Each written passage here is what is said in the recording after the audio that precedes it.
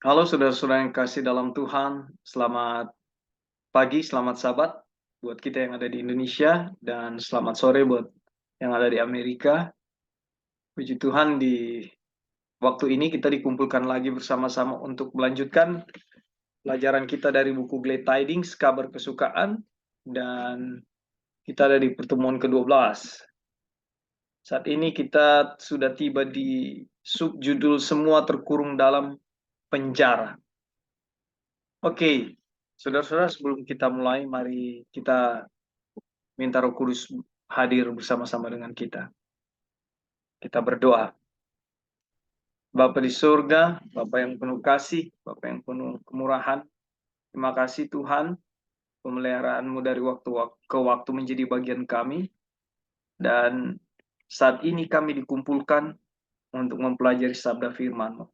Biar kami dapat kekuatan melalui firman ini untuk bertumbuh di dalam iman. Oleh karena kami percaya, kami diselamatkan hanya melalui iman.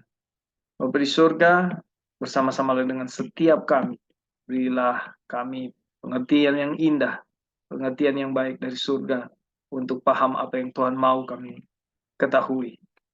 Terpuji namamu Bapa, biarlah kehendak-Mu yang jadi atas kami, dalam nama anak-Mu Yesus Kristus, Tuhan dan Juru Selamat kami yang hidup. Amin. Oke, saudara-saudara yang kekasih, kita sudah ada di pertemuan ke-12 ya saat ini. Dan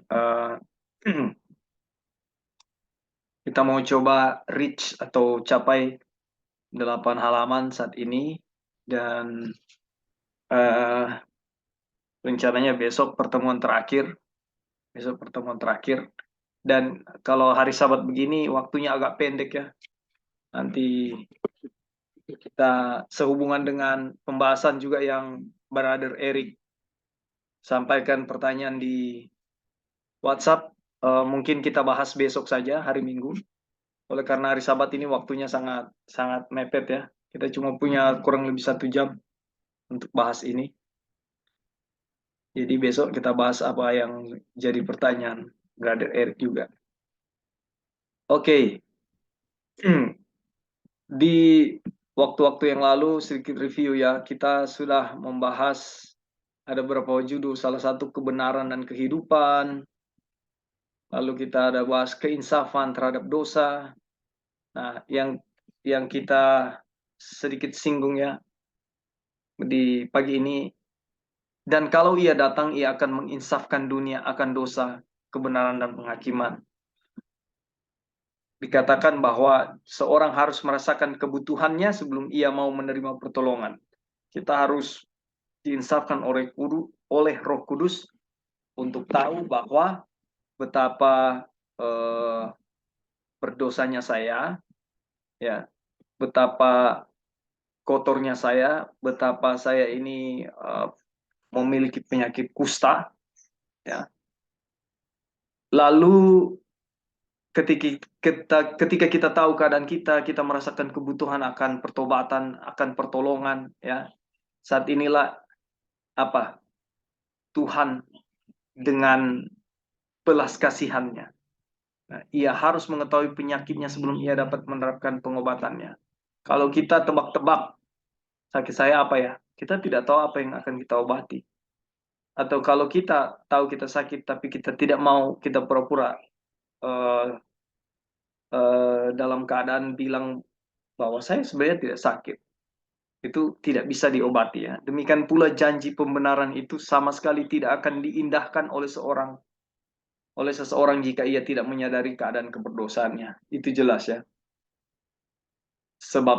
Itu sebabnya langkah pertama yang diambil oleh Roh Kudus ya adalah menyadarkan manusia dari dosa. Itu yang sudah kita bahas. Saudara-saudara, lalu ada kebenaran dan kehidupan. Kebenaran berasal dari hukum Taurat. Ia menunjukkan bahwa kebenaran itulah kehidupan, Kristus itulah kehidupan, sebab itu dialah kebenaran kita. Roh adalah kehidupan oleh karena dialah kebenaran kita. Ini jelas semua ya. Dan kita masuk kepada subjudul kita hari ini. Perhatikan persamaan ayat antara 8 dan 22. Tetapi kitab suci telah menyimpulkan ya, segala sesuatu di bawah kekuasaan dosa, supaya oleh karena iman dalam Yesus Kristus janji itu diberikan kepada mereka yang percaya. Ya. Kitab suci telah menyimpulkan, yaitu yang sudah tertutup rapat, yang terkurung. Ya. Dan kitab suci yang sebelumnya mengetahui bahwa Allah membenarkan orang-orang bukan Yahudi oleh karena iman. Nah, telah terlebih dahulu memberikan Injil kepada Abraham. Nah, olehmu segala bangsa akan diberkati. Kita melihat bahwa Injil diberitakan dengan hal yang sama. Kitab suci yang mengurung manusia di bawah dosa. Nah, kata menyimpulkan secara harafiah berarti mengurung. Ya. Seperti yang diberikan dalam ayat 23. Tentu saja seorang yang dikurung oleh hukum akan berada di dalam penjara.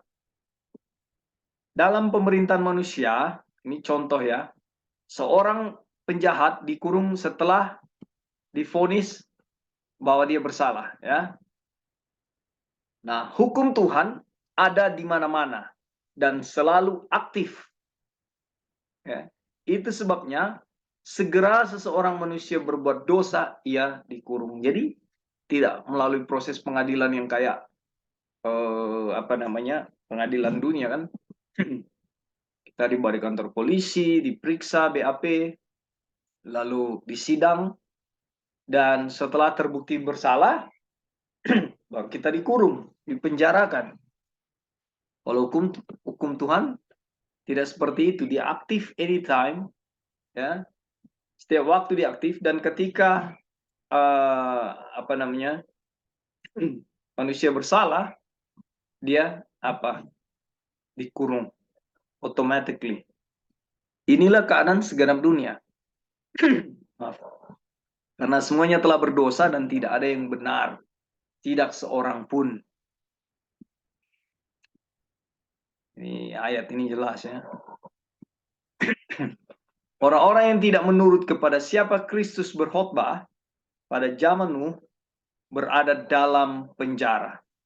Orang-orang yang tidak menurut kepada siapa Kristus berkhotbah ya pada zaman Nuh. Jadi Kristus itu berkhotbah pada zaman Nuh. Ya, dia berkhotbah kepada Nuh dan Nuh sampaikan kepada orang-orang. Dan yang tidak mendengarkan dalam penjara. Tetapi mereka sama seperti semua orang berdosa yang lain, adalah orang tahanan yang berpengharapan. Zakaria 9 ayat 12. Kita lihat ya. Tuhan memandang dari ketinggiannya yang kudus. Tuhan memandang dari surga ke bumi untuk mendengarkan keluhan orang tahanan, untuk membebaskan orang-orang yang ditentukan mati dibunuh. Nah, ini yang disebut orang-orang tahanan yang berpengharapan. Kristus diberikan untuk menjadi perjanjian bagi umat manusia, menjadi terang untuk bangsa-bangsa kafir, untuk membuka mata yang buta, untuk mengeluarkan orang hukuman dari tempat tahanan, dari penjara, dan mengeluarkan orang-orang yang duduk dalam gelap ya dan rumah penjara. Yesaya 42 ayat 6 dan 7. Biarkan saya berbicara dari pengalaman pribadi kepada orang-orang berdosa yang belum mengetahui sukacita dan kemerdekaan dari Tuhan. Sekali waktu nanti, kalau memang belum, engkau akan sungguh-sungguh disadarkan dari dosa oleh kuasa Roh Tuhan. Ada kemungkinan Anda tidak akan percaya dan berdalih. Mungkin Anda sudah menyediakan jawaban-jawaban untuk membela diri, tetapi kemudian tidak ada yang dapat Anda katakan.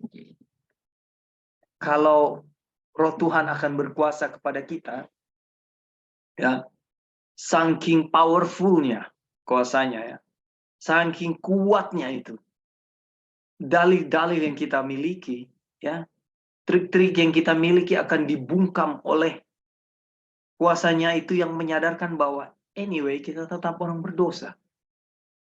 Tetap kita orang bersalah. Ya.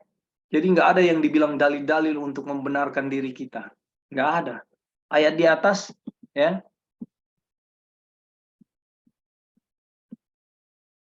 Inilah keadaan segenap dunia karena semuanya telah berdosa dan tidak ada yang benar. Tidak seorang pun. Kalau sudah bilang begitu, apalagi?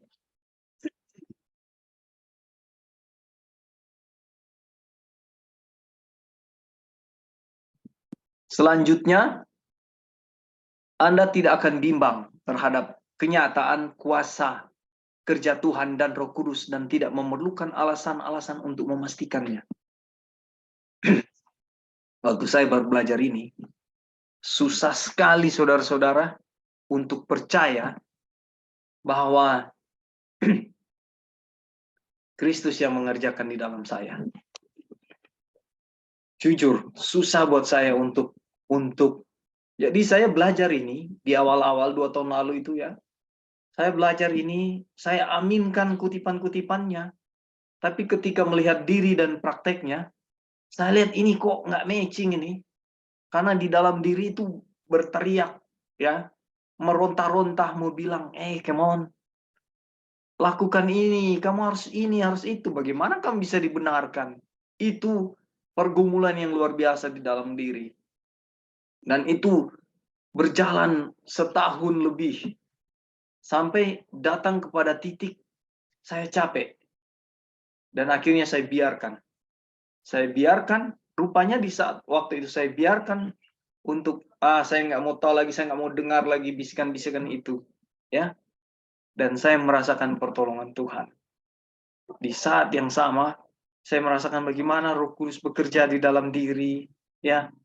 Bagaimana lebih nyata suaranya, lebih kuat suaranya di telinga saya, di pikiran saya, ketika dia bilang jangan, ketika dia bilang awas, ketika dia bilang saudara, atau Dolphin, Anda sudah bikin kesalahan. Itu lebih nyata, saudara. Ini demi Tuhan, pergumulan yang sulit buat saya ketika belajar ini. Saya aminkan kutipannya, tapi pada prakteknya ini kok, aduh, nggak mungkin ini. Karena ketika mencoba membiarkan diri untuk mengikuti kutipan-kutipan ini, terlihat kita seperti liar. Seperti liar. Benar-benar liar. Ya. Jadi kayak ada hal-hal rutinitas seperti doa, seperti apa, itu tidak terjadi lagi. Karena berpikir bahwa Tuhan yang bekerja di dalam saya nggak perlu mengusahakan apa-apa. Jadi mau berdoa itu terhenti otomatis, mau apa saja terhenti otomatis. Dan ketika mengamati kehidupan itu terlihat bahwa, saya ini lebih parah ini kelihatan ini. Segala sesuatu lebih terlihat lebih kacau dan menjadi satu ketakutan. Ternyata seiring waktu, inilah pekerjaan setan untuk coba mau bilang sama saya bahwa kabaran ini tidak benar. Tetapi kuasa Roh Kudus, ya, yang barusan kita baca ini, kita bahas, sangat kuat. Ya, saya ditolong untuk tidak menjadi bimbang, ya, terhadap kenyataan kuasa kerja Tuhan, dan Roh Kudus tidak memerlukan alasan untuk memastikannya. Saya sampai ada di titik, ya, untuk tidak ada alasan untuk meragukan atau memastikan ini Roh Kudus atau tidak. Ya. Jadi memang botol anggur itu, ya, anggur yang lama benar-benar harus dibuang sehingga Tuhan isi anggur yang baru. Ya. Semua PCI kita, ya, pemikiran-pemikiran kita, kepintaran kita tuh buang. Dan Tuhan isi anggur yang baru, pengetahuan yang baru, kekuatan yang baru melalui firman-Nya. Ini yang terjadi. Dan tidak gampang. Saya tidak tahu saudara-saudara yang lain apakah Anda mengalami hal yang sama yang seperti saya alami. Dan saya sering bicara dengan Brother Lauri tentang hal ini. Ya. Kita lanjut ya. Karena Anda akan mengetahui suara Tuhan yang berbicara kepada jiwa Anda dan akan merasa seperti orang Israel dulu. Jangan lagi Tuhan berbicara pada kami supaya jangan kami mati. Kemudian Anda akan mengetahui apa artinya dikurung dalam penjara. Jadi, aduh, kalau Tuhan berbicara sekarang sudah banyak yang mati kita, men. Pada habis semua. Ya, bukan habis karena COVID, tapi karena Tuhan berbicara di zaman sekarang ini.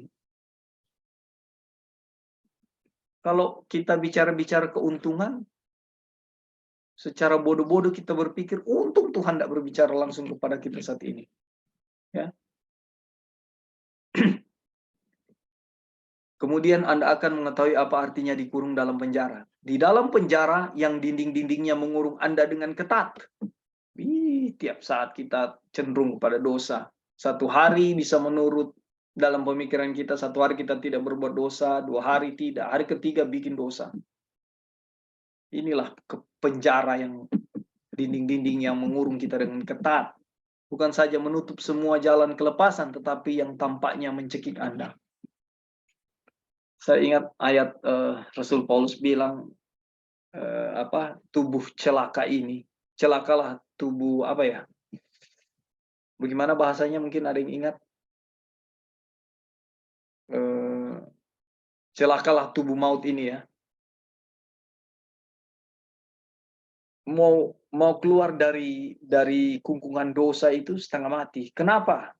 Kita rasa tercekik. Kenapa? Kita yang berusaha keluar. Cerita tentang orang-orang yang dihukum dengan dikubur hidup-hidup dan batu yang berat diikatkan pada mereka akan menjadi sangat jelas dan nyata bagi Anda dan saya ketika Anda merasa loh batu hukum itu menghancurkan kehidupan Anda dan suatu tangan batu pualam tampaknya hendak meremukkan hati Anda.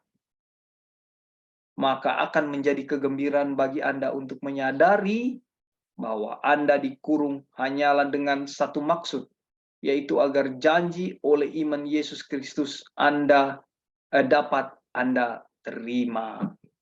Makanya kan waktu dibilang di mana-mana ada kutuk, di mana-mana ada salib. Itu kan. Jadi kutuk itu Tuhan gunakan sebagai sesuatu untuk sesuatu untuk menuntun kita kepada pertobatan. Tuhan gunakan kutuk itu menjadi sesuatu yang membuat kita ini di pelajaran-pelajaran awal ya dari buku Glad Tidings ini.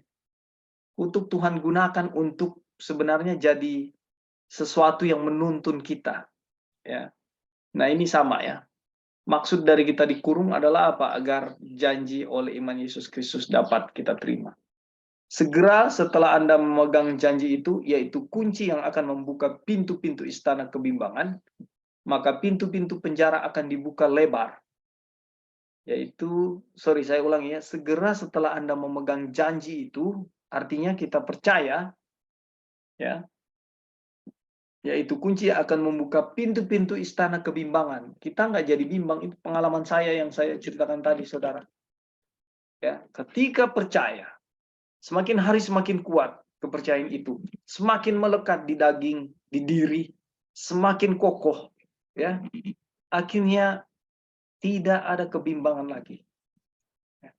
Maka pintu-pintu penjara akan terbuka lebar sehingga Anda dapat berkata, jiwa kita terluput dari seperti burung dari jerat perangkap burung. Jerat itu telah putus dan kita pun terluput. Oke, saudara-saudara ada tambahan di sini? Silakan. Halo Kak. Silakan, Joy. Yang tadi Topin cerita, Topin punya pengalaman, itu memang terjadi juga kepada diri saya sendiri. Oh ya. Waduh. Dalam berbagai bentuk ya. Iya, sama. Berbagai jenis, tapi sama-sama ada seperti itu. Dan kita tanya ini kenapa gitu. Akhirnya kita look back dan kita lihat kenapa itu terjadi, karena kita sudah terbiasa bergantung kepada orang lain dan berusaha dengan kekuatan kita sendiri. Dan untuk keluar dari situ, sepertinya istilahnya 50-50. Tuhan yang melakukan, tetapi saya juga harus ada bagian. Iya. Seperti itu. Kita punya pengalaman. Dan akhirnya kita lihat juga, akhirnya maksudnya kita nggak mau discourage karena kita rasa waktu di zaman Tuhan Yesus, Yesus pun sudah kasih tahu ke murid-muridnya, misinya begini, ini akan terjadi. Tapi karena murid-muridnya punya PCI sangat kuat, akhirnya yang terjadi adalah murid-muridnya enggak mengerti misi Tuhan Yesus, sampai Tuhan Yesus kan naik ke surga, Roh Kudus turun kepada mereka, baru mereka bisa mengerti dengan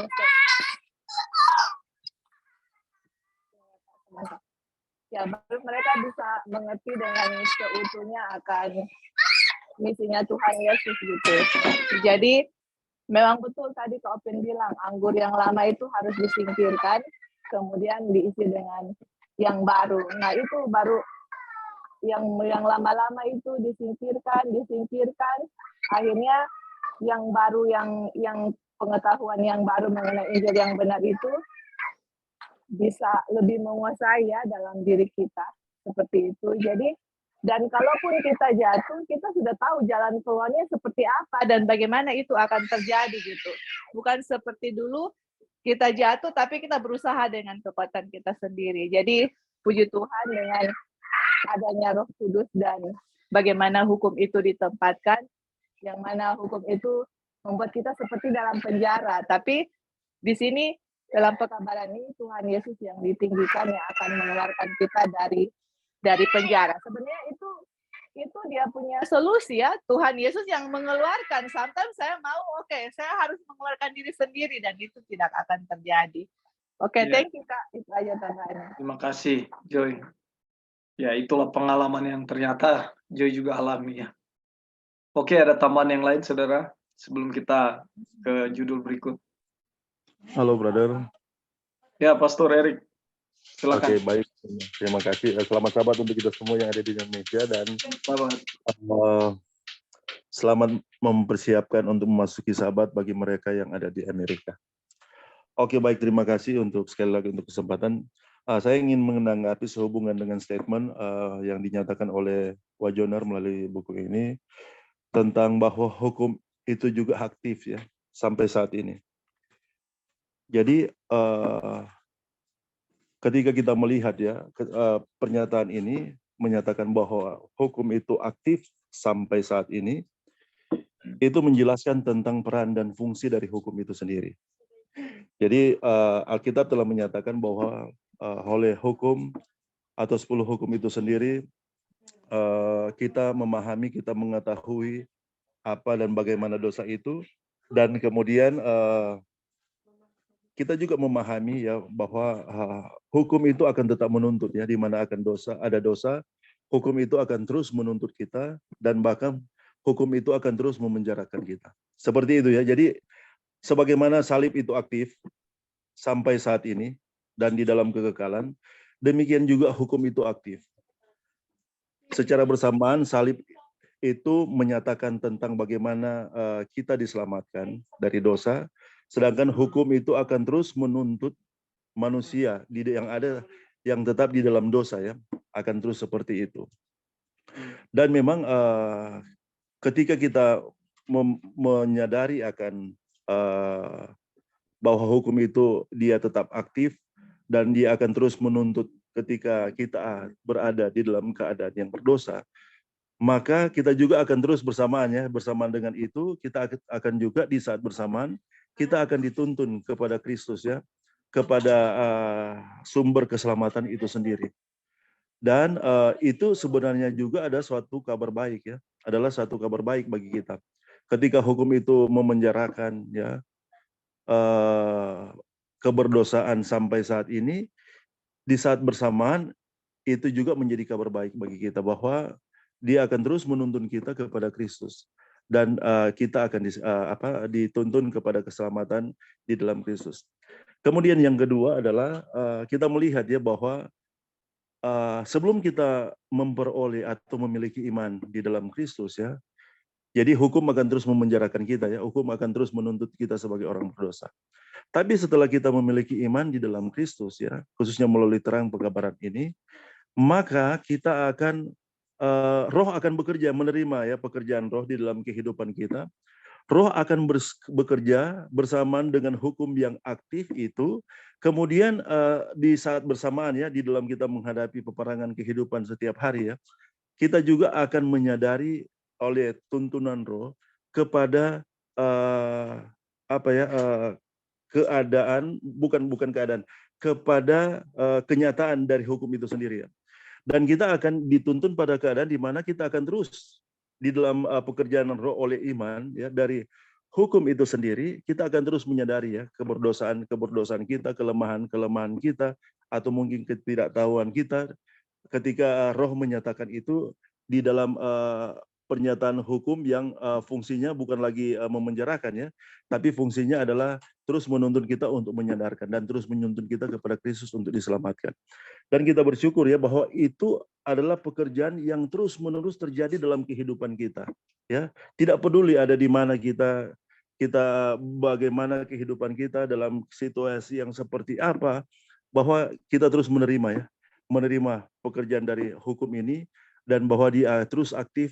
Dan setelah kita memiliki iman di dalam Kristus, maka bersama dengan kuasa dari pribadi Allah Roh Kudus itu sendiri, dia akan terus menyadarkan kita ya dari keberadaan kita. Khususnya mungkin kelemahan-kelemahan kita, ketidaktahuan kita yang mungkin belum disadari ya. Tapi setelah lewat pekerjaan hukum itu yang dikerjakan oleh roh, oleh iman, itu akan menuntun pada kesadaran-kesadaran selanjutnya. Kita mungkin ya belum menyadari sebelumnya dosa dalam keadaan yang sebenarnya yang mungkin masih mengikat kita, tapi lewat keberadaan hukum itu sendiri yang bekerja oleh roh di dalam iman, kita akan melihat dosa itu ternyata masih mengikat kita atau ada di dalam kita. Dan senantiasa dalam waktu bersamaan kita bersyukur kabar baiknya, dia juga akan terus menuntun kita kepada Kristus ya, untuk mengakui bahwa tidak ada cara yang lain untuk kita boleh diselamatkan selain melalui apa yang Yesus buat bagi kita untuk kita boleh memperoleh keselamatan. Oke, mungkin itu bro yang bisa ditambahkan di bagian ini, dan teman-teman terima kasih. Baik, terima kasih Pastor Erik. Ya, jadi benar sekali. Jadi kita lihat ini proses pekerjaan roh Tuhan ya dalam kehidupan kita, menyadarkan kita ya, dan ini bagian yang disebut proses ya, ada. Dan ya saudara yang bergumul, saya yang bergumul, kita yang berdoa kepada Tuhan akan melihat situasi ini ya, kita disanggupkan melihat bahwa ternyata kita jatuh bangun di dalam Tuhan, kita jatuh bangun di dalam pertumbuhan.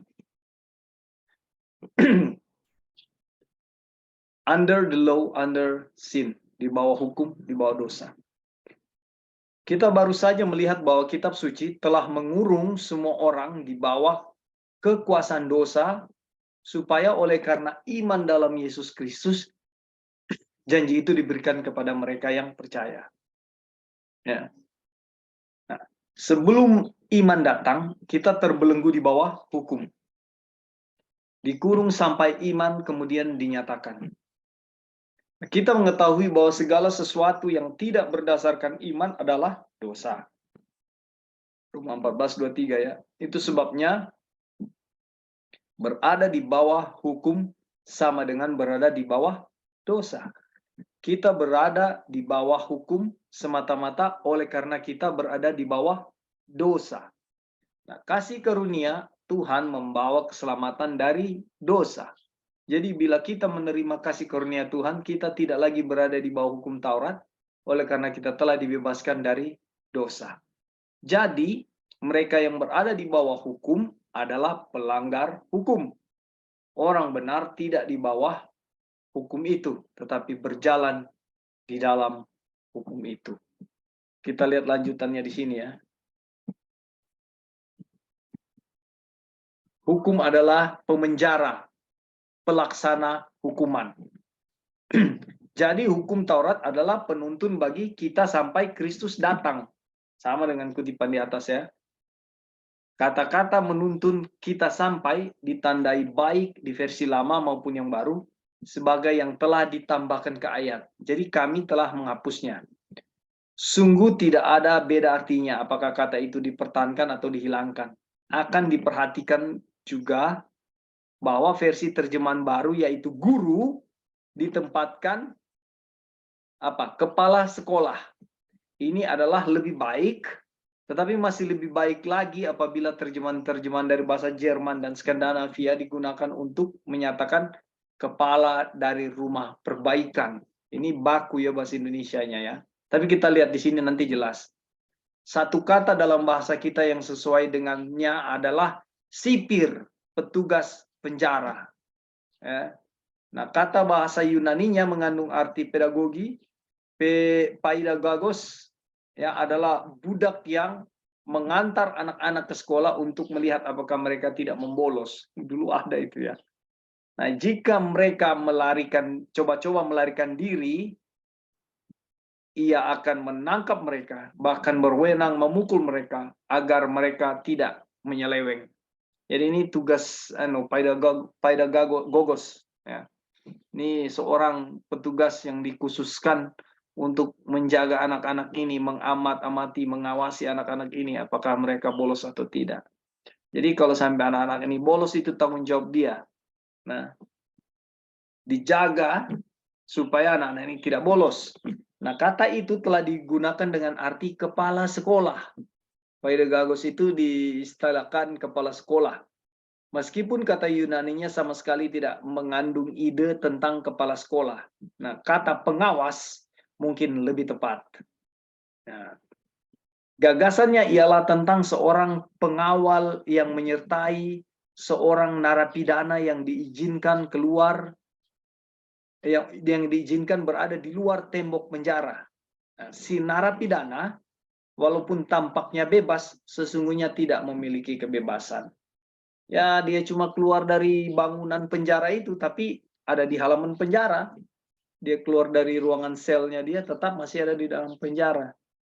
Jadi sebenarnya tidak memiliki kebebasan. Keadaannya sama seperti bila ia berada dalam sebuah kurungan. Ya, kalau dikatakan bebas, berarti memang keluar dari lingkungan penjara itu. Ya, bukan keluar dari ruangan selnya. Karena kalau saya sering dulu di Bali, kita setiap hari Senin melayani di penjara Kerobokan. Itu kami dengan pendeta dan ada tua-tua jemaat, kita sering pergi ke sana. Dan kami melewati sekitar 1, 2. Yang di depan itu ada 2 pintu besi. Ya. Lalu pintu ketiga pintu biasa, ya. Tapi kita harus melewati 3 gerbang itu dan baru kita ada di dalam ruangan, di dalam penjara. Dan setelah masuk itu kita lihat halaman penjara, di kiri kanan ada banyak sel-sel, ada tahanan khusus. Waktu itu saya ingat masih Amrosi, Imam Samudra, yang pelaku-pelaku bom Bali dikurung di situ. Waktu zaman itu mereka ada di situ. Dan sel mereka lubang yang ada cuma lubang udara yang saya lihat. Dan mereka, saya sempat mendengarkan Imam Samudra waktu itu, dia teriak-teriak, dia stres. Ya, dia teriak dengan kencang dan saya hanya dengar suaranya, dan saya lihat penjaranya hanya ada lubang kecil yang untuk udara. Jadi memang dia pelaku bom Bali memang tidak diberikan ruang untuk bergabung dengan tahanan-tahanan lain. Dia penjara khusus. Dan kalau kita bawa pikiran kita dalam keadaan seperti itu, wih. Nah, waktu itu juga saya ketemu dengan Andrew, seorang Australia, dia Chinese Australia. Mereka yang dihukum Bali 9, mungkin saudara-saudara ingat peristiwa itu Bali 9. Ini pengedar-pengedar narkoba ya yang masuk ke Bali, ke Indonesia, yang dihukum mati. Salah satu ada Andrew, dan kami sempat berdiskusi. Dia menyadari dia Kristen, dan waktu itu ketika kami mengadakan pelayanan, dia mengikuti dengan sungguh-sungguh pelayanan itu, dan dia sadar dia sudah melakukan kesalahan. Ada juga kalau tidak salah namanya Martin yang dari Afrika Selatan, mereka juga berdua dihukum mati sama-sama karena pengedaran narkoba. Waktu itu kami ketemu di sana. Nah, kalau dibandingkan yang dua narapidana ini dengan Imam Samudra pelaku bom Bali ini, yang bom Bali ini mau bernafas saja susah. Inilah gambarannya, saudara-saudara. Sulit sekali ketika dalam penjara. Sesungguhnya semua orang yang tidak percaya berada di bawah dosa, dikurung di bawah hukum Taurat. Dan itulah sebabnya hukum Taurat itu bertindak sebagai pemenjara. Ya, yang nggak bisa apa-apa ya. Nah, kita ingat kesaksian yang saya berikan waktu lalu, bahwa kalau hari Sabat, wah sudah mau hari Sabat, bukan sukacita yang ada, tapi kayak tekanan yang ada, kayak pressure. Waduh, Sabat lagi nih, nggak bisa ini, nggak bisa itu. Nah, sama seperti ini. Ini hukum Taurat adalah apa? Bertindak sebagai penjara. Itulah yang mengurung mereka dan tidak akan melepaskan mereka yang bersalah dan tidak akan dapat terlepas dari kesalahan mereka. Nggak bisa, saudara, kita lepas dari kita punya kesalahan-kesalahan. Kesadaran ini akhirnya yang menuntun, dari dihubungkan dengan kesaksian saya tadi, yang menuntun saya lebih semakin kuat. Wah, nggak bisa apa-apa. Tanpa Yesus saya nggak bisa apa-apa. Saya nggak bisa lepas dari kesalahan-kesalahan saya. Kesadaran itu bisikan Roh Kudus yang seperti tadi Brother Eric bilang. Roh Kudus bekerja terus mau bilang sama saya, nggak bisa, kemauan man, kamu nggak bisa. Nah, Tuhan memang berkemurahan dan berkasihan, tetapi Ia tidak akan membebaskan orang yang bersalah. Keluaran 3:4 ayat 6 dan 7. Itulah sebabnya Ia tidak akan berdusta dengan menyebut jahat itu baik. Tetapi Ia menyediakan suatu jalan yang olehnya orang yang bersalah dapat menghilangkan rasa bersalah mereka. Dengan demikian barulah hukum Taurat itu tidak lagi akan melawan mereka, tidak lagi mengurung mereka, dan mereka tidak dapat berjalan. Dan mereka dapat berjalan dengan merdeka. Nah, ini yang betapa baiknya Tuhan. Oke, saudara-saudara, sejauh ini ada tambahan di kutipan-kutipan ini. Ini penjara, saudara. Hukum Taurat bikin kita di penjara. Halo, brother. Ya, Pastor Erik, silakan. Oke, baik, terima kasih. Jadi memang itu yang salah satu juga menjelaskan tentang bagaimana peran dari hukum ya di dalam penjelasan Paulus dalam Galatia pasal 3 ini, khususnya di ayat 20 ke atas itu. Kemudian Paulus menyamakan akan peran hukum itu seperti pedagogos ya, atau pedagogi. Kalau bahasa Inggrisnya schoolmaster. Tadi pengajar ya, pengajar atau juga pengawas, penuntun ya, atau yang terus membimbing kita kepada Kristus, seperti itu ya. Dan kita melihat ya bahwa hukum itu tidak berdiri sendiri. Kalau hukum itu berdiri sendiri, ya dia tidak akan menjadi seperti itu. Kenapa hukum dikatakan menjadi pengawas ya, menjadi pengajar? Kalau hukum dia berdiri sendiri ya, tidak ada yang menjelaskan, tidak ada yang mengajarkan tentang fungsi dari hukum itu, tentunya kita tidak akan mengetahui ya seperti hal itu. Tapi kita bersyukur bahwa Alkitab menjelaskan bagian khususnya dalam Yohanes 16 ayat 13 ya, bahwa ketika Roh Kudus itu datang, dia akan menyadarkan, menginsafkan kita akan dosa dan menuntun kita kepada seluruh kebenaran. Bagaimana kita mengetahui bahwa Roh Kudus mungkin menginsafkan kita akan dosa? Ya, tentunya kita kembali ke peran hukum itu sendiri ya.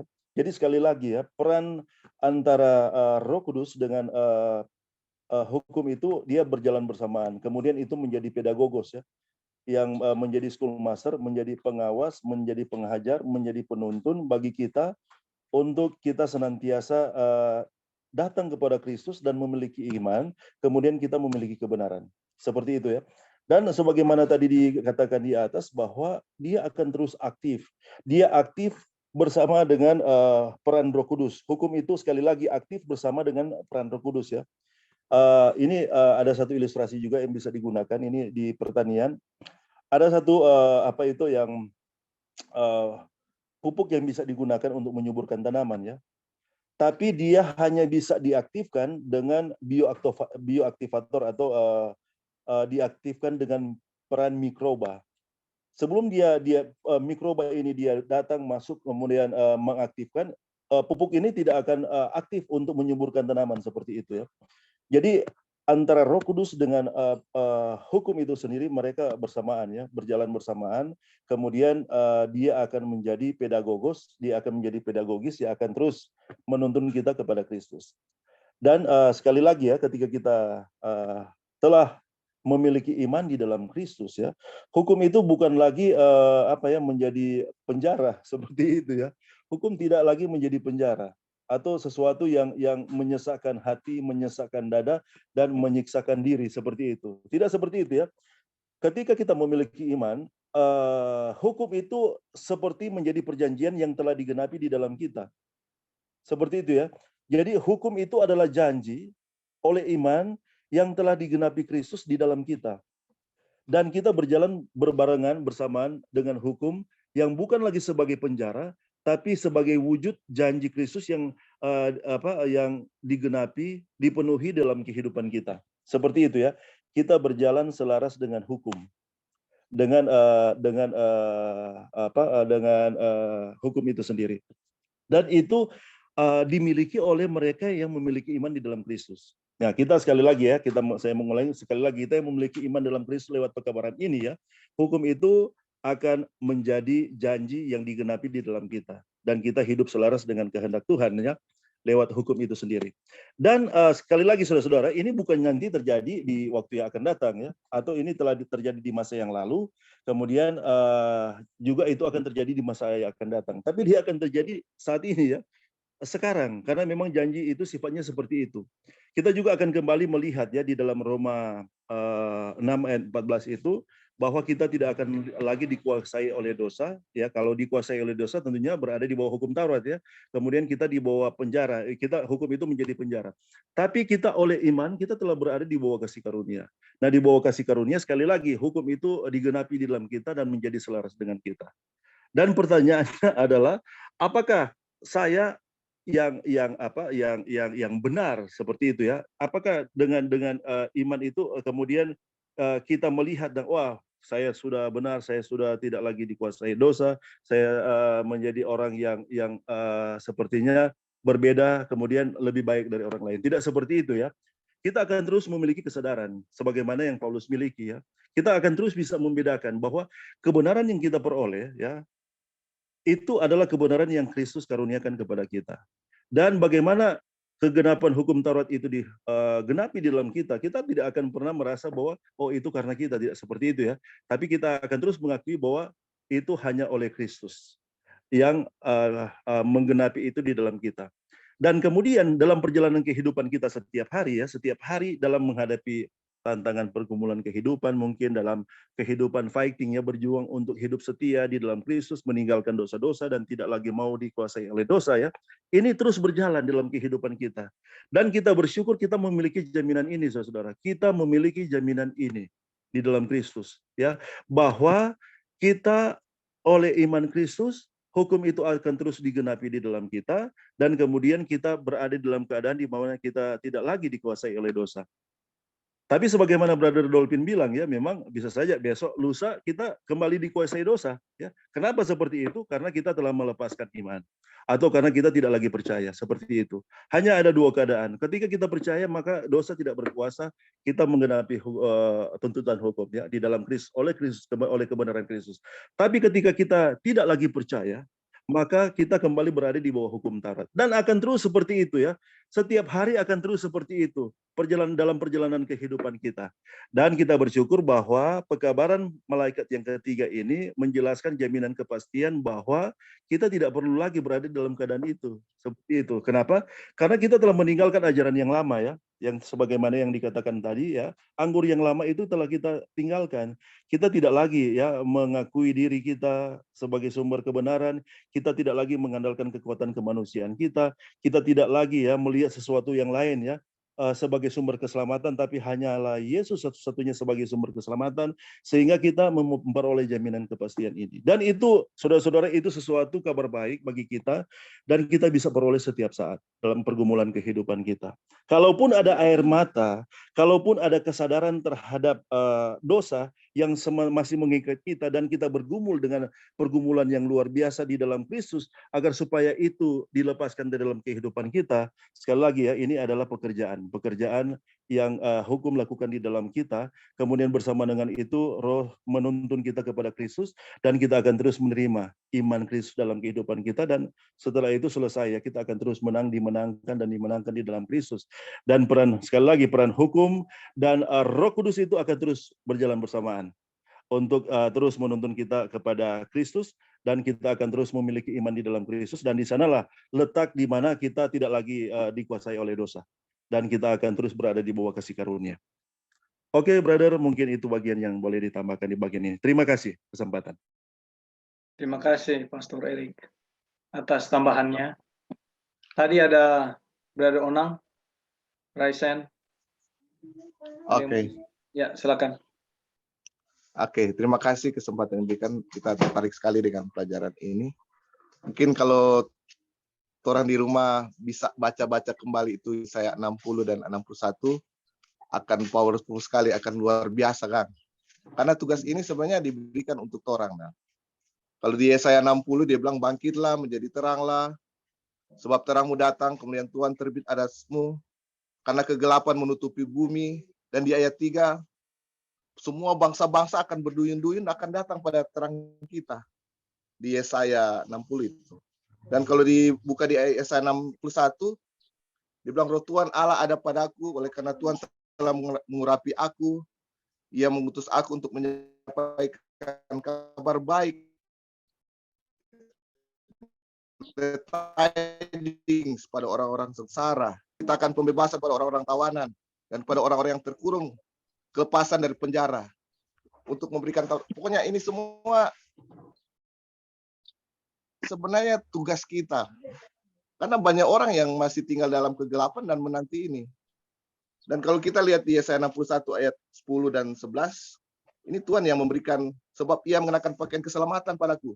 Ia menyelubungi aku dengan jubah kebenaran, seperti pengantin laki-laki yang mengenakan perhiasan pada pengantin perempuan. Dan Tuhan sudah menjanjikan kita sebagai imam. Jadi sebenarnya tugas kita lah untuk membangkit dan menjadi terang, karena banyak bangsa-bangsa yang masih diam dalam kegelapan. Dan kalau kita baca-baca ulang Yesaya 60 dan 61 ini, sebenarnya yang membangun tawanan-tawanan, tembok-tembok yang runtuh adalah orang-orang yang mendapatkan terang dari kita. Mereka akan yang bangun tembok-tembok yang runtuh. Cuma tugas kita ini untuk bangkit. Yesaya 60 ayat 4, angkatlah mukamu dan lihatlah sekeliling. Mereka semua datang berhimpun padamu. Jadi kita yang mempunyai terang ini, puji Tuhan. Dan kitalah yang akan membebaskan mereka dari tahanan dan dari kegelapan. Inilah tugas besar kita. Itu aja, Pin, tambahan dari saya. Terima kasih, Brother Onang.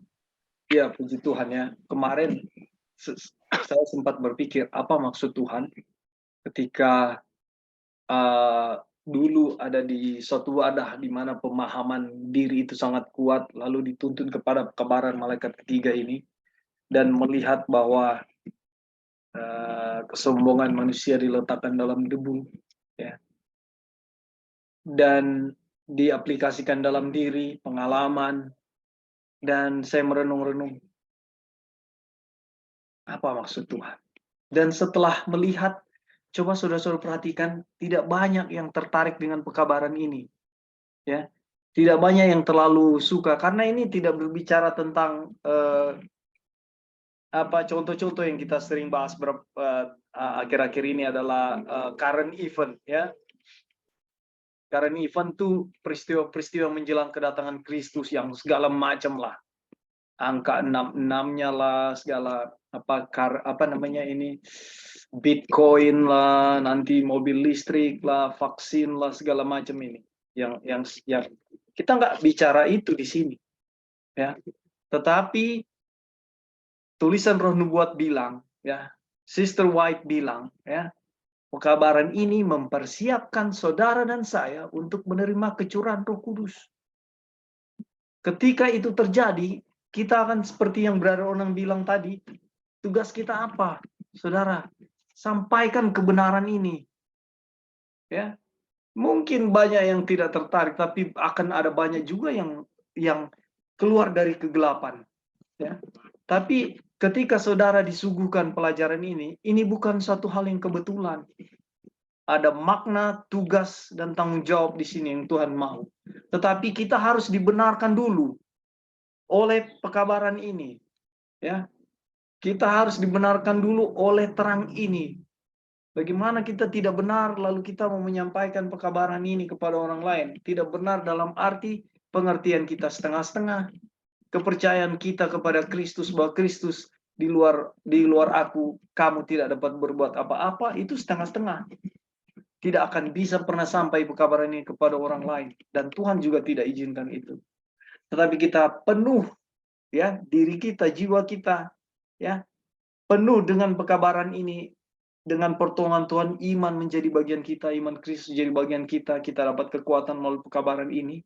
Nah, saudara-saudara, ya, di saat itulah kita, seperti Brother Onang tadi bilang, ada tanggung jawab mau sampaikan ini. Puji Tuhan, kita terpilih, ya, untuk belajar ini dan untuk Tuhan mau pakai. Jadi jangan kita bisa gagal besok-besok, ya, karena kesaksian Brother Ebing dengan Pendeta Erik bilang di waktu lalu yang belajar tentang pembenaran oleh iman banyak sekali, dan pada akhirnya apa? Melenceng dari kebenaran yang sesungguhnya. Mereka juga menciptakan satu pembenaran oleh iman yang lain. Nah, kita lihat pekerjaan setan. Tapi ketika kita percaya, ya, saudara tidak bisa melakukan, ya, hukum Taurat. Saya tidak bisa melakukan hukum Taurat. Hanya Kristus saja satu-satunya jalan yang menolong saudara dan saya untuk menjadi penurut, untuk menjadi pelaku firman, menjadi pelaku hukum Taurat. Pemahaman ini aja yang kita perlu dikuatkan dalam diri kita oleh Tuhan, ya, sehingga menjadi mendarah daging di dalam diri saya dan saudara, dan apa? Kita akan menjadi pekerja-pekerja Tuhan yang Tuhan rindukan. Ya. Terima kasih, Brother Onang, untuk tambahannya. Memang benar kita ada tanggung jawab di situ. Jadi bukan main-main, saudara, kita dapat pekabaran ini, bukan sekedar angin lalu. Oh iya, kita udah belajar itu. Tidak, ada tanggung jawab di situ. Halo, Oke. Brother. Halo. Ya, Pastor Erik. Oke, maaf minta waktu lagi untuk menanggapi. Jadi Ya. sehubungan dengan yang disampaikan oleh Saudara Onang, jadi memang seperti itu ya, bahwa ketika kita diperlengkapi Tuhan dengan pekabaran tentang keselamatan dalam Kristus ya, melalui terang pekabaran 3 malaikat, khususnya pekabaran malaikat yang ketiga, maka kita sementara disiapkan Tuhan untuk menjadi juga terang ya. Dan saudara-saudara, memang kita bersyukur bahwa dalam proses menerima terang ini itu memang banyak sekali ya bimbingan tuntunan Tuhan di sana. Memang ketika waktu pertama kali menerima akan pekabaran ini, ada satu kerinduan yang muncul, bahwa kita rindu menyampaikan akan pekabaran ini, kita rindu membagikan akan pekabaran ini. Dan itu memang bukan keinginan kita secara pribadi ya, itu ditanamkan oleh Roh Kudus dalam kehidupan kita, dan memang alamiahnya seperti itu, bahwa kita rindu untuk menyaksikan akan keselamatan yang kita terima dari Tuhan lewat pekabaran ini. Dan kemudian ketika proses itu dia berlangsung ya, memang sepertinya Tuhan juga memperlengkapi bukan hanya dengan pekabaran ini, tapi juga Tuhan menyiapkan bagaimana cara kita dapat menyampaikan ya, hikmat supaya kita bisa menyampaikan akan pekabaran ini. Ini juga Tuhan karuniakan, Tuhan berikan.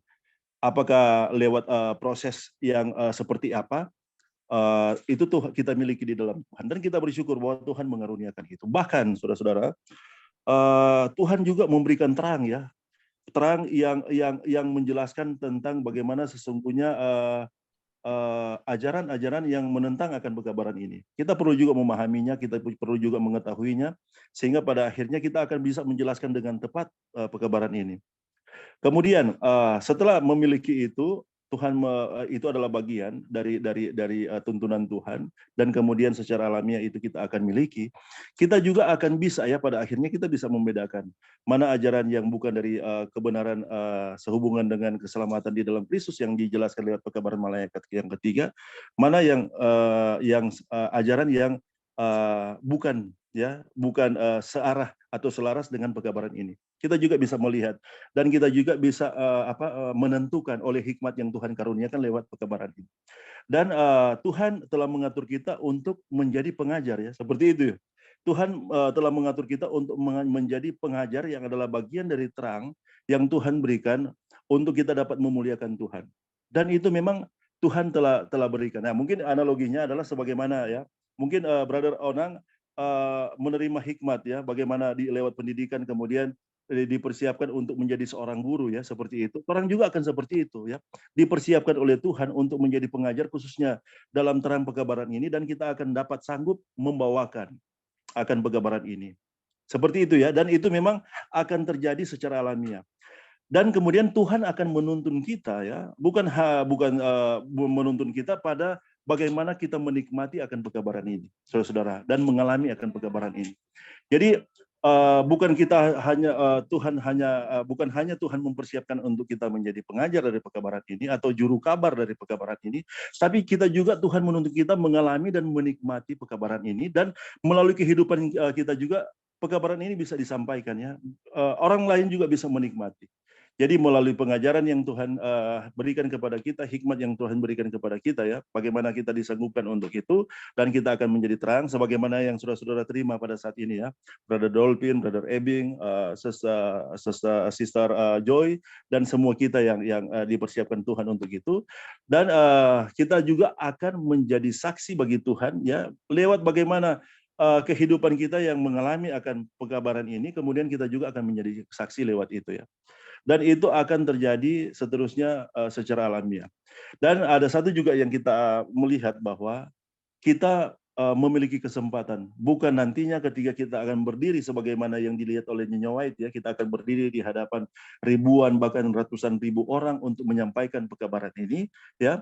Kita memiliki target yang Tuhan telah siapkan. Mungkin ya yang pertama adalah orang-orang yang ada di sekitar kita, mungkin anak-anak kita, keluarga kita, istri kita, atau suami kita ya, atau kerabat keluarga kita yang ada di dekat kita. Hanya saja memang kadang setan menggunakan ya caranya untuk pada akhirnya akan melukai ya, sebelum kita menyampaikan pekabaran ini. Melukai dalam arti hubungan-hubungan itu dihancurkan oleh setan sehingga pada akhirnya kita dihalangi ya untuk menyampaikan pekabaran ini. Tapi kita bersyukur ya, kita bersyukur paling tidak kita telah menerima akan pekabaran ini dan mengalaminya, dan kemudian kita bisa menyaksikan melalui pengalaman kehidupan bersama dengan Kristus melalui pekabaran ini, dan itu akan menjadi saksi ya, menjadi terang bagi mereka yang ada di sekitar kita. Kenapa kita pada waktu yang lalu kita mencoba untuk mengangkat ya, mana lebih baik berkhotbah atau bersaksi ya. Memang sebagai pendeta kita juga mengalami akan hal itu bersama dengan jemaat ya. Tapi yang kita lihat kita bisa memiliki kesempatan untuk menyaksikan, untuk mengajarkan, untuk berkhotbah sehubungan dengan sesuatu yang ingin kita sampaikan ya. Tapi belum tentu itu kita mengalaminya seperti itu ya. Tapi ketika kita mengecap akan pengalaman bersama dengan Kristus melalui pekabaran ini, itu akan keluar dengan sendirinya ya. Kita akan menjadi saksi yang Tuhan gunakan, Tuhan persiapkan untuk kemuliaan akan nama Tuhan. Dan kita akan merasakan itu, dan bagaimana kita mengalaminya, Tuhan menggunakan kita, kemudian pada akhirnya kita menyaksikan akan terang keselamatan ini, pekabaran ini bagi orang lain, dan kemudian kita akan melihat ya, bagaimana mereka boleh diberkati melalui pekabaran ini. Tapi kita juga akan melihat bahwa memang ada yang menerima dan ada juga yang menolak, saudara-saudara. Tidak semua ya. Bahkan ada yang melecehkan seperti itu. Ada yang melecehkan oleh karena mungkin ya ketidaktahuan atau mereka menolak untuk menerima akan apa yang mungkin kita akan sampaikan. Tapi tidak masalah.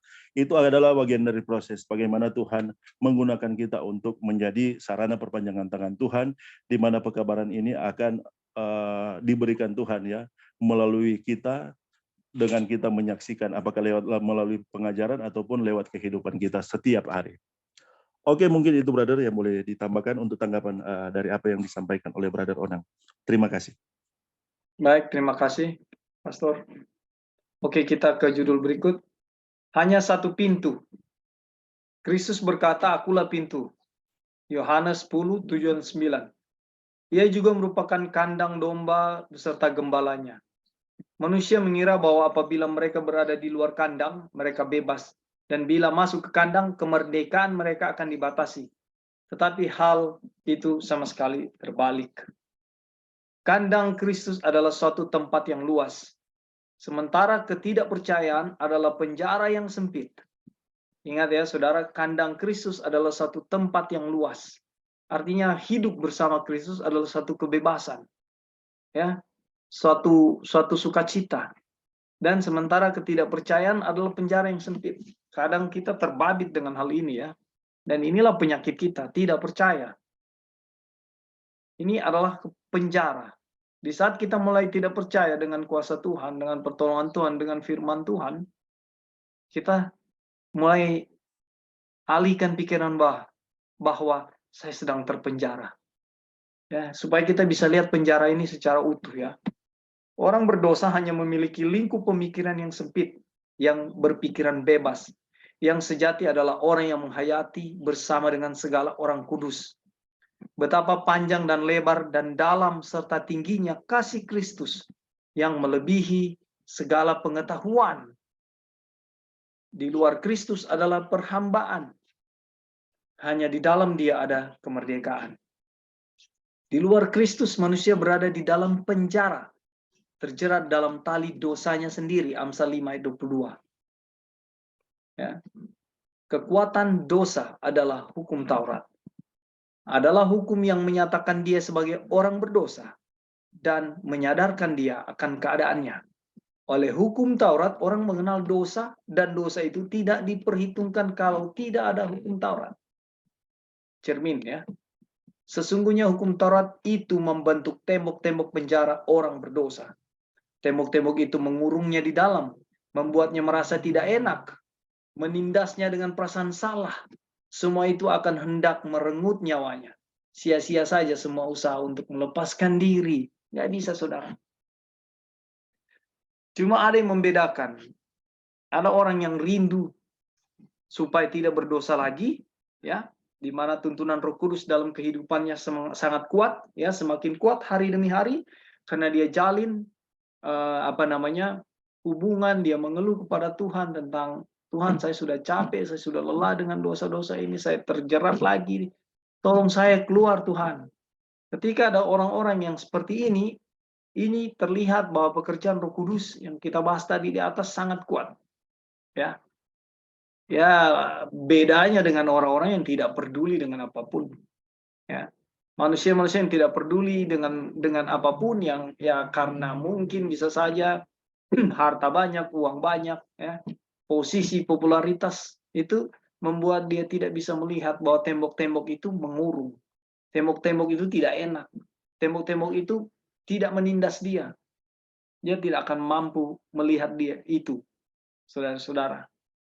Tapi jiwa-jiwa yang rindu akan persekutuan dengan Tuhan, jiwa-jiwa yang lelah akan dosa-dosa akan sanggup melihat bahwa tembok-tembok ini ya nggak enak banget. Ya. Dan orang-orang yang berjuang untuk keluar dari tembok-tembok ini tidak akan sanggup, tidak bisa. Sia-sia saja semua usaha untuk melepaskan diri. Hukum-hukum itu sendiri kokoh seperti bukit-bukit yang kekal. Kemanapun ia berpaling, ia menghadapi hukum yang menyatakan kepadanya, engkau tidak dapat memperoleh kelepasan melalui aku karena engkau melanggar tuntutanku. Jadi setiap kita berdosa, ya, dinding-dinding hukum itu kuat. Di sini dikatakan bahwa hukum-hukum itu kokoh. Seperti bukit-bukit yang kekal. Tidak bisa dipindahkan, tidak bisa dihancurkan ketika kita berdosa. Ya, kita terjerat oleh hukum. Jika ia mencoba bersahabat dengan hukum Taurat itu dengan berjanji untuk melakukannya, ia tidak menjadi lebih baik karena dosanya menjadi tetap ada. Maaf. Saudara lihat.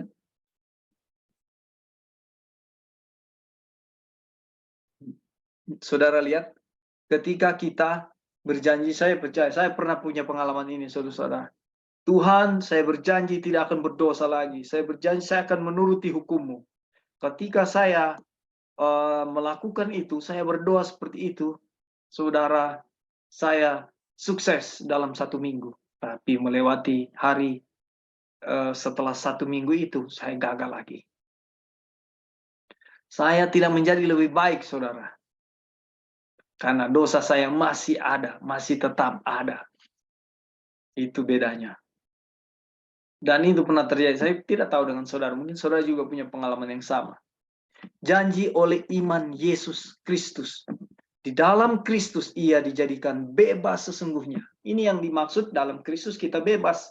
Luas kemerdekaan kita. Karena di dalam Kristus dijadikan apa?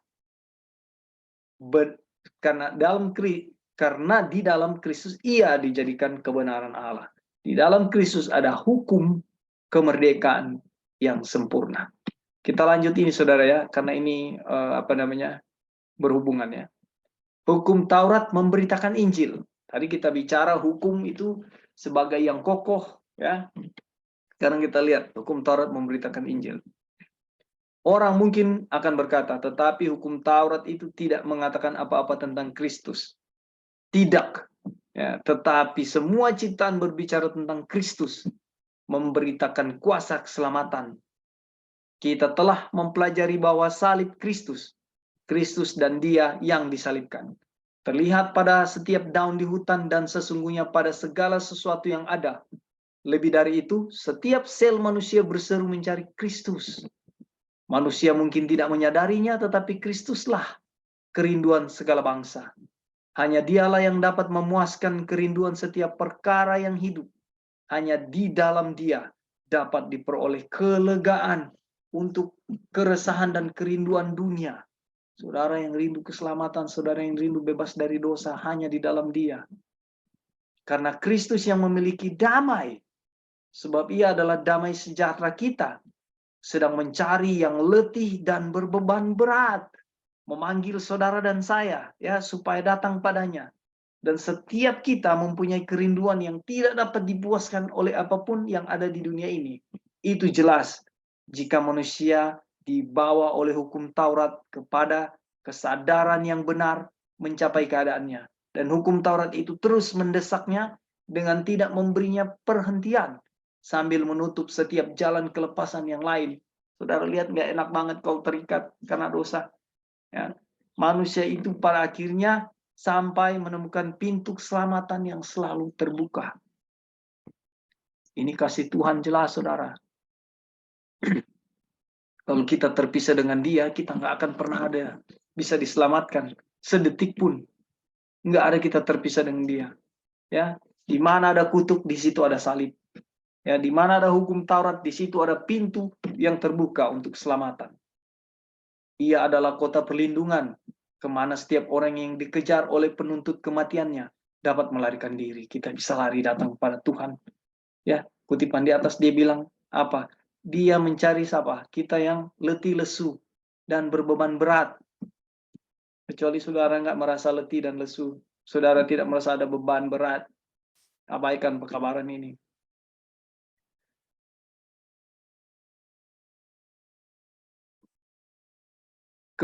Saya ulangi. Ia adalah kota perlindungan kemana setiap orang dikejar oleh penuntut kematiannya dapat melarikan diri dengan kepastian akan memperoleh sambutan. Kalau kita datang padanya, kita dapat sambutan. Hanya di dalam Kristus saja orang berdosa akan mendapat kelepasan cambuk hukum Taurat, karena di dalam Kristus kebenaran hukum Taurat digenapi. Dan olehnya hal itu digenapi di dalam saudara dan saya. Roma 8 ayat 4. Luar biasa ya. Oh, gila-gila.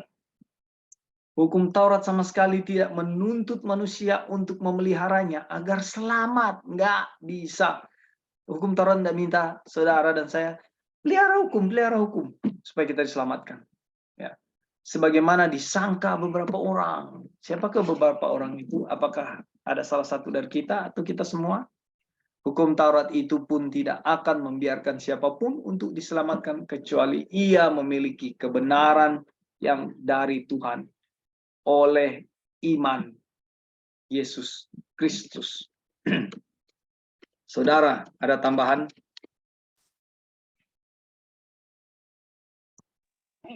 Silakan. Sebelum kita tutup ini kutipan kita terakhir. Ya, jadi di sini kita melihat ya bagaimana kebaikan hukum Taurat kepada manusia berdosa.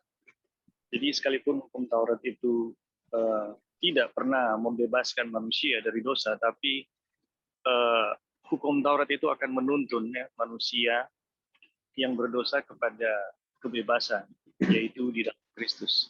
Ya. Dan kalau kita menyimak ya dengan benar, sebenarnya tidak masalah kalau kita berharap keselamatan pada hukum. Kenapa? Karena hukum Taurat tetap akan mengerjakan tugasnya ya untuk membawa manusia berdosa kepada Kristus sebagai satu-satunya jalan keselamatan. Yang menjadi persoalan bukan harapan kita, tetapi ketika kita mencoba, kita mendefinisikan ulang hukum itu. Dan itu yang terjadi kepada kebanyakan ya. Dan contoh yang paling jelas adalah, ya kita bisa lihat orang Yahudi ya, yang pada akhirnya mereka mendefinisikan ulang hukum itu. Jadi standar hukum yang sebenarnya sangat tinggi, itu didefinisikan ulang menjadi sangat rendah. Jadi ada kebenaran menurut versi mereka. Ya, ada kebenaran menurut versi mereka. Dan ini yang kita bisa lihat jelas pada pemuda yang kaya ya yang bertemu dengan Yesus. Ketika berbicara mengenai jalan keselamatan, Yesus katakan, apakah engkau sudah melakukan hukum ini? Oh sudah, gitu. Kemudian Yesus membawa hukum itu lebih tinggi lagi, ya. Dan ternyata, ya, pemuda yang kaya ini tidak mau menerima hukum itu. Jadi persoalannya bukan pada pengharapan kita terhadap hukum atau terhadap hukum itu sendiri, tetapi kita mendirikan kebenaran hukum itu sesuai dengan pemikiran kita. Ini yang menjadi masalah. Ya, jadi sebenarnya kalau kita mau melihat buat hukum nggak masalah kita mengharapkan keselamatan itu dari hukum itu sendiri, karena hukum itu akan dengan tegas ya, dengan setia melakukan tugasnya, membawa setiap orang berdosa kepada Kristus sebagai jalan satu-satunya kelepasan. Yang menjadi persoalan adalah ketika manusia yang dituntun oleh hukum mendefinisikan hukum itu sesuai dengan pendapatnya atau sesuai dengan idenya. Ini yang menjadi masalah, yaitu kebenaran itu berdasarkan ya diri sendiri ya, kebenaran diri. Dan inilah yang kita lihat kegagalan dari mereka ya, dari mereka yang mencoba mengharapkan keselamatan dari hukum Taurat. Jadi kegagalannya di situ. Tapi kalau kita mau sungguh-sungguh mengharapkannya, hukum tetap akan mengerjakan sesuai dengan fungsinya. Dia akan bawa kita kepada Kristus. Dan semakin kita berusaha ya dengan harapan-harapan kita, semakin hukum itu akan mencekik kita. Karena dia akan mengatakan, bukan saya jalan keselamatan. Ya, jalan keselamatan adalah Kristus. Jadi di sini kita bisa lihat ya bagaimana hukum itu sekalipun bukan jalan keselamatan, tapi dia membimbing kita kepada keselamatan. Sekalipun dia bukan pembebas kita, tetapi dia akan menuntun kita kepada bagaimana mendapatkan kebebasan. Jadi kita melihat ya di sini teman-teman bagaimana peran hukum itu diposisikan dengan sangat jelas oleh Wagner. Itulah sebabnya mereka yang mempelajari pembenaran oleh iman dengan benar tidak akan pernah antipati terhadap hukum atau menyindir-nyindir hukum gitu. Enggak akan pernah. Kalau kita melihat posisi dari hukum yang sesungguhnya, hukum itu sangat baik. Ya, hukum itu sangat baik dan sangat diperlukan di dalam pekabaran Injil. Dan teman-teman, posisi dari hukum ini yang membedakan antara pembenaran oleh iman, kasih karunia yang palsu, ya, yang murahan, dan juga doktrin panteisme yang mengenai Allah yang berdiam di dalam segala sesuatu. Semuanya dibedakan di sini. Bagaimana hukum akan membawa kita kepada kesadaran dosa, dan ini yang membedakan pembenaran oleh iman yang hanya sekedar positive think dan doktrin panteisme. Yang positive think itu tidak akan pernah menjelaskan hal ini. Begitu juga doktrin panteisme tidak akan pernah menjelaskan hal ini. Tetapi di dalam pekabaran 18:8 kita melihat bagaimana hukum itu diposisikan dengan sangat tepat, dan kita melihat justru ketika hukum itu diposisikan dengan sangat tepat, hukum itu jadi sangat bagus gitu. Ya, sekalipun kita tidak lagi mengharapkan keselamatan daripadanya, kita dibawa kepada Yesus sebagai satu-satunya jalan keselamatan.